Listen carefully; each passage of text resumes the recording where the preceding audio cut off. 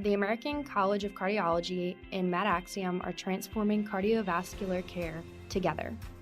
Welcome to MedAxiom Heart Talk, the podcast where cardiovascular thought leaders come together for one ultimate goal: to continually transform cardiovascular care for all. MedAxiom Heart Talk starts now. When you walk into a business that's a great place for employees to work, you just know it. You can tell by their behavior, attitude, and loyalty of the employees. My local grocery store is a good example.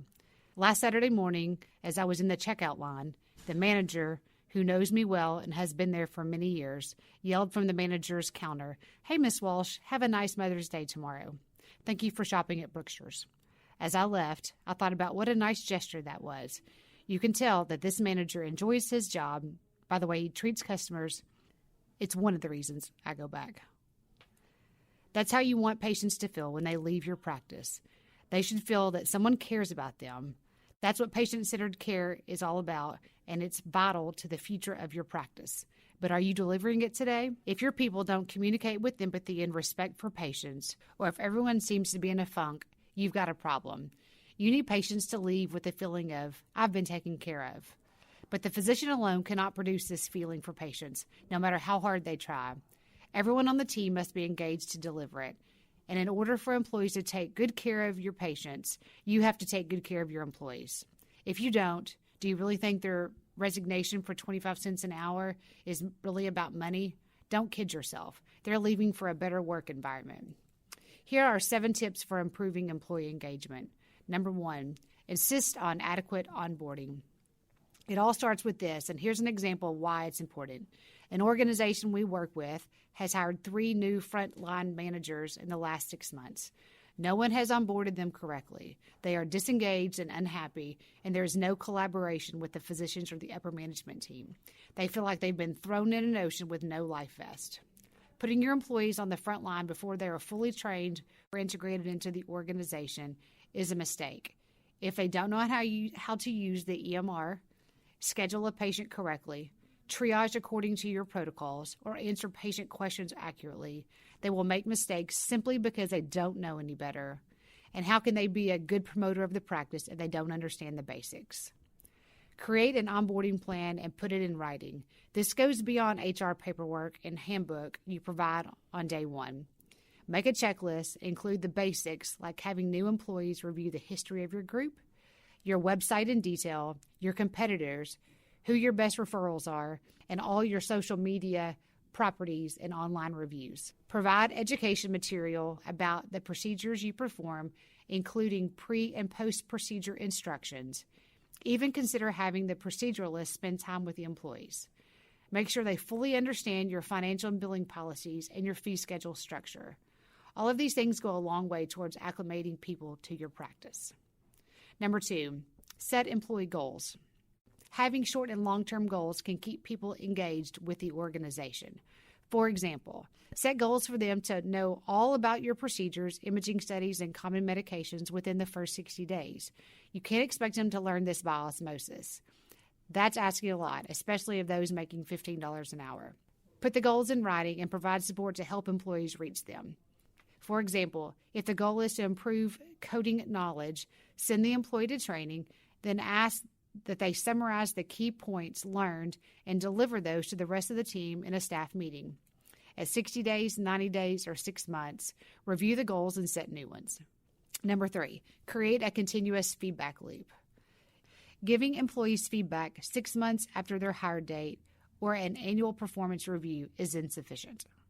Administrators and supervisors must purposefully provide feedback much sooner, as well as more frequently.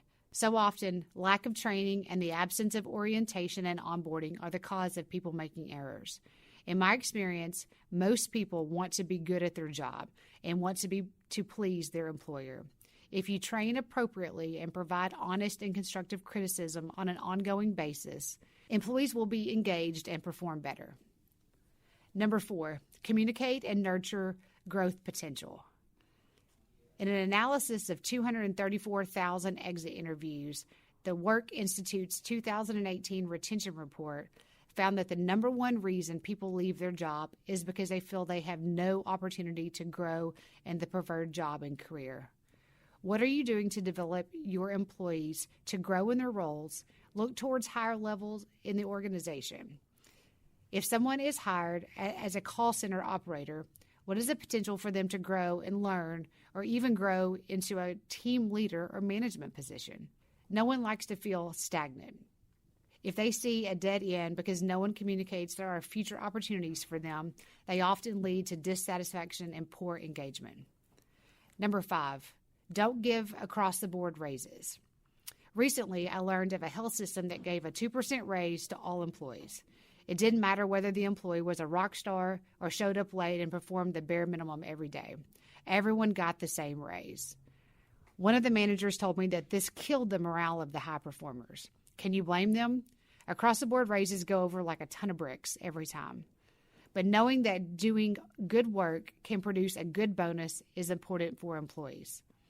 Instead of the flat rate raise, the system could have taken the total budgeted amount for raises, put it into a merit raise pool, and individualized the increases in the amount of 0 to, say, 5% based on the employee performance. Number 6, check your communication. Physician and administrative leaders need to think about how the things they say to employees are perceived. In one practice, the physicians regularly come out of meetings and tell their frontline employees about decisions that were just made before telling the managers. That's a no-no. In other organizations we work with, employees aren't provided any information at all. Neither of these will garner employee engagement. There's a chain of command and communication for a good reason. It's important that everyone follow it, and that includes physicians. Disseminating your message so that all hear the same message at the same time. And finally, number 7, survey your employees. To get a sense of how employees feel in your organization, it's very important that you survey them, not just using the national employee engagement surveys, but also when there are morale problems or there is dissension in a pod, division, or department. A survey can unearth issues that employees may not tell you face-to-face. Give employees multiple ways to complete the survey. A paper form they can leave in a basket or a box, or a questionnaire on SurveyMonkey are 2 easy options. If you've ever been a manager for more than a day, I know all of these things make sense to you. We all get busy and sometimes overlook the importance and impact of seemingly little things like onboarding, training, or good communication. Given what we've seen in the field lately, I thought these tips might encourage members to take a look at their employee development and identify opportunities for better engagement. Thank you. You've been listening to MedAxiom Heart Talk, the podcast where cardiovascular thought leaders come together to transform cardiovascular care for all. You can follow MedAxiom, an ACC company, on LinkedIn, Twitter, Facebook, and YouTube. If you haven't yet, please subscribe, rate, and review this podcast.